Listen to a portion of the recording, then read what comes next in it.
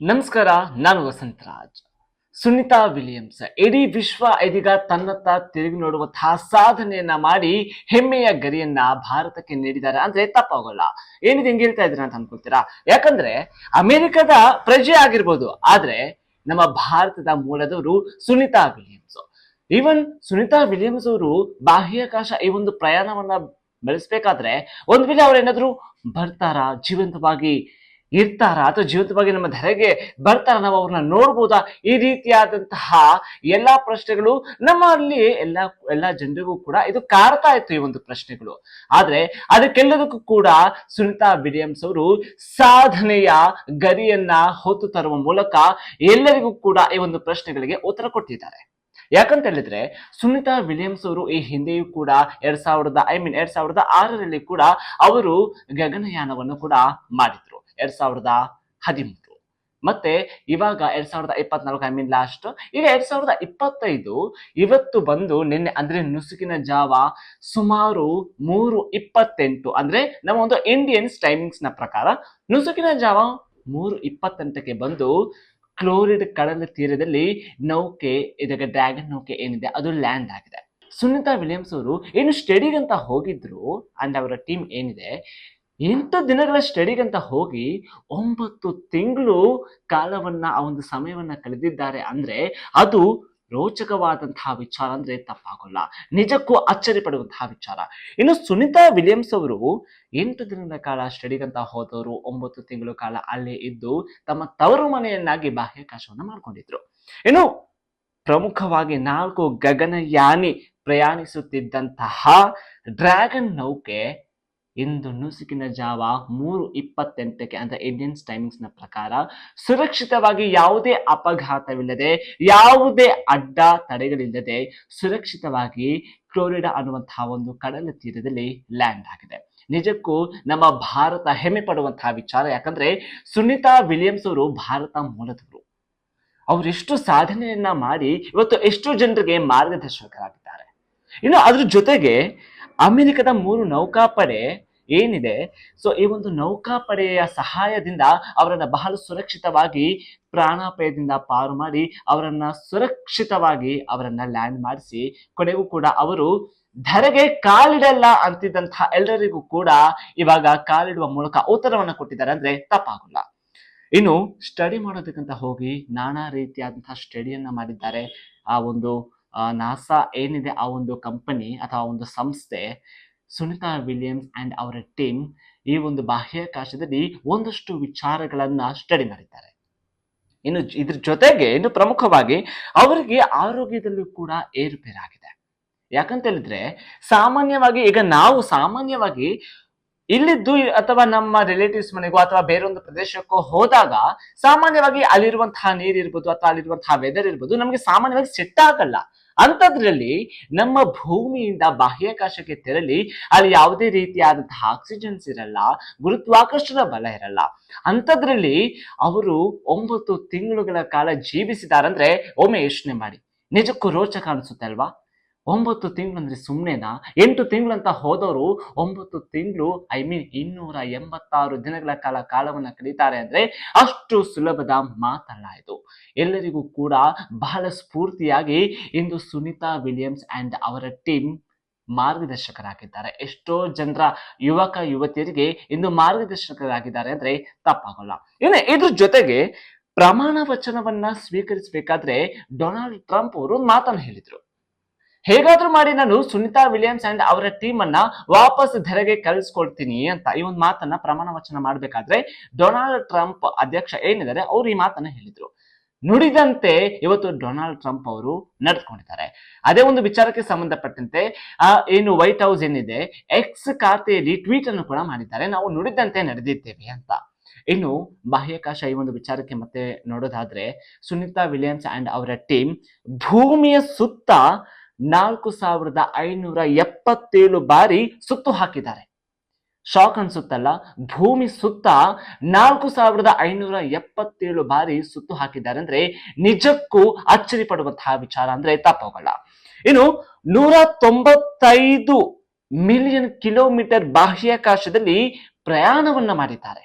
ಈ ಹಿಂದೆ ಕೂಡ ಕಲ್ಪನಾ ಚಾವ್ಲಾ ಅವರಿಗೆ ಸೊ ಆ ರೀತಿಯಾದಂತಹ ಒಂದು ಯಾರು ಕೂಡ ಊಹಿಸಿಕೊಂಡಿರ್ಲಿಲ್ಲ ಮೃತಪಡ್ತಾರೆ ಈ ಒಂದು ಆತಂಕದಿಂದ, ಈ ಒಂದು ಅನಾಹುತದಿಂದ ಬಾಹ್ಯಾಕಾಶಕ್ಕೆ ತೆರಳಿ. ಆದ್ರೆ ಅಂತಹದ್ದೇ ಏನಾದ್ರೂ ಅನಾಹುತ ಏನಾದ್ರೂ ವಿಲಿಯಮ್ಸ್ ಇವರು ಸುನಿತಾ ವಿಲಿಯಮ್ಸ್ ಅಂಡ್ ಅವರ ಟೀಮ್ಗೆ ಏನಾದ್ರು ಸಂಭವಿಸುತ್ತಾ, ಸುನಿತಾ ವಿಲಿಯಮ್ಸ್ ಏನಾದ್ರೂ ಧರೆಗೆ ಕಾಲಿಡಬಹುದಾ ಅಂತಹ ಒಂದು ಸಾಧ್ಯತೆ ಇದೆಯಾ ಇಲ್ವಾ ಅಂತ ನಾನು ಸ್ಟಾರ್ಟಿಂಗ್ ಅಲ್ಲೇ ಹೇಳ್ದಂಗೆ ಎಲ್ಲರಲ್ಲೂ ಕೂಡ ಈ ಒಂದು ಮಾತು ದಿನ ಬೆಳಗಾದ್ರೆ ಈ ಒಂದು ಸುದ್ದಿ ನ್ಯೂಸ್ ಪೇಪರ್ಸ್ ಇರ್ಬೋದು ಅಥವಾ ಈ ಒಂದು ಯೂಟ್ಯೂಬ್ ಗಳಲ್ಲಿ ಇರ್ಬೋದು, ಈ ಒಂದು ಸುದ್ದಿಗಳು ಹರಿದಾಡ್ತಾ ಇತ್ತು. ಆದ್ರೆ ಅದಕ್ಕೆಲ್ಲ ಎಂದು ಸುನಿತಾ ವಿಲಿಯಮ್ಸ್ ಅಂಡ್ ಅವರ ಟೀಮ್ ಜೊತೆಗೆ ನಾಸಾ ಸಂಸ್ಥೆ ತೆರೆ ಎಳೆದಿದೆ. ಇದ್ರ ಜೊತೆಗೆ ನರೇಂದ್ರ ಮೋದಿ ಅವರು ಕೂಡ ಟ್ವೀಟ್ ಮಾಡಿದ್ದಾರೆ. ಸೊ ಹಬ್ಬದ ವಾತಾವರಣ ಎದುರಾಗಿದೆ ಗುಜರಾತ್ ನಲ್ಲಿ, ಅವರ ಒಂದು ತವರೂರಿನಲ್ಲಿ. ಇವನ್ ನರೇಂದ್ರ ಮೋದಿ ಅವರು ಕೂಡ ಒಂದು ಮಾತನ್ನ ಅಂದ್ರೆ ಟ್ವೀಟ್ ಅಲ್ಲಿ ಹೇಳಿದ್ದಾರೆ, ನಮ್ಮ ಭಾರತದ ಹೆಮ್ಮೆಯ ಮನೆ ಮಗಳು ಇವತ್ತು ಬಾಹ್ಯಾಕಾಶದಲ್ಲಿ ಸಾಧನೆಯನ್ನ ಮಾಡಿದ್ದಾರೆ ಅಂದ್ರೆ ನಿಜಕ್ಕೂ ಭಾರತಕ್ಕೆ ಸಿಕ್ಕಂತಹ ಮತ್ತೊಂದು ಗರಿಮೆ ಅಂದ್ರೆ ತಪ್ಪಾಗೋಲ್ಲ ಅಂತ ಟ್ವೀಟ್ ಮೂಲಕ ಅವರು ಸಂತಸವನ್ನ ವ್ಯಕ್ತಪಡಿಸಿದ್ದಾರೆ. ಇವನ್ ತುಂಬಾ ಜನರಲ್ಲೂ ಕೂಡ ಏನು ಸುನಿತಾ ವಿಲಿಯಮ್ಸ್ ಅವರು ನಮ್ಮ ಭಾರತಕ್ಕೆ ಬರ್ತಾರಾ ಇಲ್ವಾ ಈ ಒಂದು ಕ್ವಶನ್ಗಳು ಇದೆ. ಯಾಕಂದ್ರೆ ಅವರು ನಮ್ಮ ಭಾರತಕ್ಕೆ ನೀಡುವಂತಹ ಅವರು ಅಮೆರಿಕದ ಪ್ರಜೆ ಆಗಿರ್ಬೋದು, ಆದ್ರೆ ಭಾರತದ ಮೂಲದವರು, ಭಾರತಕ್ಕೆ ತುಂಬಾ ಗೌರವವನ್ನ ಸೂಚಿಸುವವರು. ಇವತ್ತಿಗೂ ಕೂಡ ಅವರ ಕುಟುಂಬಸ್ಥರು, ಅವರ ಆಪ್ತರು ಇವತ್ತಿಗೂ ಕೂಡ ಗುಜರಾತ್ ನಲ್ಲಿ ಜೀವಿಸ್ತಾ ಇದ್ದಾರೆ. ಇನ್ನು ಅದ್ರ ಜೊತೆಗೆ ಸುನಿತಾ ವಿಲಿಯಮ್ಸ್ ಅವರು ಏನಿದ್ದಾರೆ, ನಮ್ಮ ಪ್ರಮುಖವಾಗಿ ನಮ್ಮ ಭಾರತದ ಸನಾತನ ಧರ್ಮಕ್ಕೆ ತುಂಬಾ ಪ್ರಾಮುಖ್ಯತೆಯನ್ನ ಕೊಡ್ತಿರುವಂತಹ ಮಹಿಳೆ ಅಂದ್ರೆ ತಪ್ಪಾಗಲ್ಲ. ಯಾಕಂದ್ರೆ ಅವರು ಎಷ್ಟು ನಮ್ಮ ಭಗವದ್ಗೀತೆ ಆಗಿರ್ಬೋದು ಅಥವಾ ನಮ್ಮ ಮಹಾಭಾರತ ಇರ್ಬೋದು ಇದೆಲ್ಲವನ್ನ ಕೂಡ ಬಹಳ ಅಚ್ಚುಕಟ್ಟಾಗಿ ಅರಿತು ಹೇಗ್ ಬದುಕಬೇಕು ಇದೆಲ್ಲವನ್ನ ಕೂಡ ತನ್ನ ಜೀವನದಲ್ಲಿ ಕೂಡ ಅಳವಡಿಸಿಕೊಂಡಿದ್ರು ಸುನಿತಾ ವಿಲಿಯಮ್ಸ್ ಅವರು. ಸೊ ಇದು ಆಧ್ಯಾತ್ಮಿಕವಾಗಿ ಕೂಡ ಎಷ್ಟು ಸಂಸ್ಕಾರವನ್ನ ಅರ್ಥಕೊಂಡಿದ್ರು ಅಂದ್ರೆ ನಮ್ಮ ಭಗವದ್ಗೀತೆ ಇರ್ಬೋದು ಅಥವಾ ನಮ್ಮ ರಾಮಾಯಣ ಇರ್ಬೋದು, ಎಷ್ಟೋ ಏನೇನ್ ಕಾವ್ಯಗಳಿದೆ ಎಲ್ಲವನ್ನು ಕೂಡ ಅರಿತು ಇವತ್ತು ಸಾಧನೆಯನ್ನ ಮಾಡಿದ್ದಾರೆ ಅಂದ್ರೆ ತಪ್ಪಾಗಲು. ಇವತ್ತು ಎಷ್ಟೋ ಜನರಿಗೆ ಇವತ್ತು ಮಾರ್ಗದರ್ಶನರಾಗಿದ್ದಾರೆ. ಇನ್ನು ಗುಜರಾತ್ ನಲ್ಲಿ ಹಬ್ಬದ ಸಂಭ್ರಮ ಮನೆ ಮಾಡಿದೆ. ಪಟಾಕಿಗಳನ್ನ ಸಿಡಿಸುವ ಮೂಲಕ ಸುನಿತಾ ವಿಲಿಯಮ್ಸ್ ಅವರು ಧರೆಗೆ ಬಂದಿದ್ದಾರೆ. ಈ ಒಂದು ಖುಷಿ ಕೇಳಿದ ಕೂಡಲೇ ಅಲ್ಲಿರುವಂತಹ ಅವರ ಆಪ್ತರಿರ್ಬೋದು, ಅವರ ಕುಟುಂಬಸ್ಥರಿರ್ಬೋದು ಎಲ್ಲರೂ ಕೂಡ ಸುನಿತಾ ವಿಲಿಯಮ್ಸ್ ಗಾಗಿ ಎಷ್ಟೋ ಜನ ಪ್ರಾರ್ಥನೆಯನ್ನು ಕೂಡ ಸಲ್ಲಿಸಿದ್ರು. ಸುನಿತಾ ವಿಲಿಯಮ್ಸ್ ಅವರು ಬೇಗ ವಾಪಸ್ ಬರಬೇಕು, ಸುರಕ್ಷಿತವಾಗಿ ವಾಪಸ್ ಬರಬೇಕು, ಅವ್ರಿಗೆ ಯಾವುದೇ ರೀತಿಯಾದಂತಹ ತೊಂದರೆಗಳಾಗಬಾರದು ಅಂತ.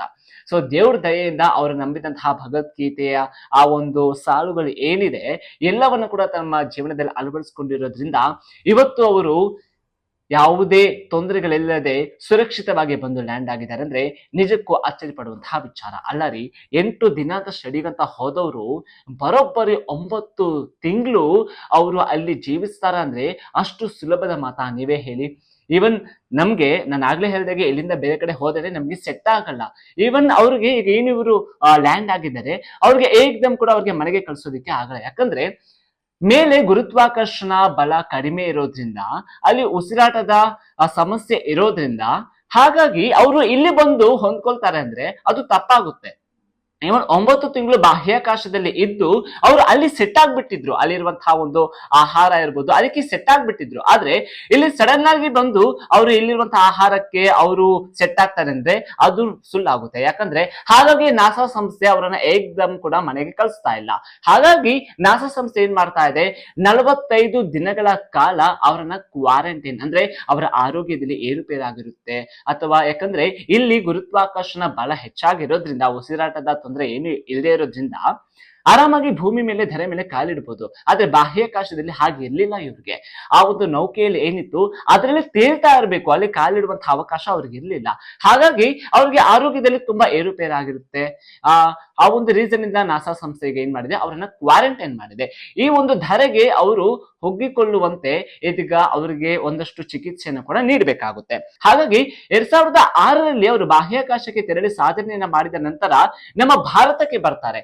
ಆಗ ಮನಮೋಹನ್ ಸಿಂಗ್ ಅವರು ಪ್ರಧಾನಿಯಾಗಿರ್ತಾರೆ.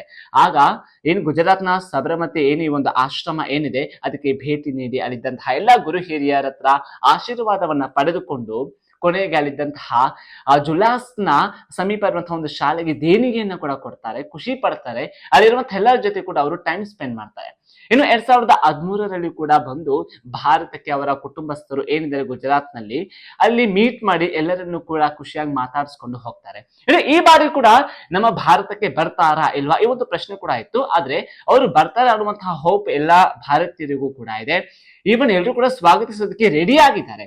ಸೊ ಹಾಗಾಗಿ ಈ ಒಂದು ಸಾಧನೆ ಏನಿದೆ ನಮ್ಮ ಭಾರತಕ್ಕೂ ಕೂಡ ಈ ಒಂದು ಸಾಧನೆ, ಈ ಒಂದು ಗರಿಮೆ ಏನಿದೆ ನಮ್ಮ ಭಾರತಕ್ಕೆ ಸೇರಿದೆ ಅಂದ್ರೆ ತಪ್ಪಾಗಲ್ಲ. ಒಟ್ಟಾರೆಯಾಗಿ ಸುನಿತಾ ವಿಲಿಯಮ್ಸ್ ಅವರು ಏನಿದ್ದಾರೆ ಈಗ ನಮ್ಮ ಭಾರತಕ್ಕೆ ಬರ್ತಾರಾ ಇಲ್ವಾ ನಿರೀಕ್ಷೆ ತುಂಬಾ ಕಾಡ್ತಾ ಇದೆ. ಕೊನೆಗೂ ಅವ್ರು ನಮ್ಮ ಭಾರತಕ್ಕೆ ಬಂದ್ರೆ ಒಂದು ಹಬ್ಬದ ಸಂಭ್ರಮನೆ ಎದುರಾಗುತ್ತೆ ಅಂತ ಹೇಳ್ತಾ, ಸೊ ತುಂಬಾ ಖುಷಿ ಆಗ್ತಾ ಇದೆ. ನಮ್ಮ ಭಾರತದ ಹೆಣ್ಮಗಳು ಹೋಗಿ ನಾಸಾದಲ್ಲಿ ಆ ಒಂದು ಸಂಸ್ಥೆಗೆ ಗುರುತಿಸಿಕೊಂಡು ಬಾಹ್ಯಾಕಾಶದಲ್ಲಿ ಸಾಧನೆ ಮಾಡ್ತಾರೆ ಅಂದ್ರೆ ನಿಜಕ್ಕೂ ಅಚ್ಚರಿ ಅಂತ ಹೇಳ್ತಾ ಇದಿಷ್ಟು ಅಪ್ಡೇಟ್ಸ್ ನೋಡ್ತಾ ಇರಿ. ನಮಸ್ಕಾರ.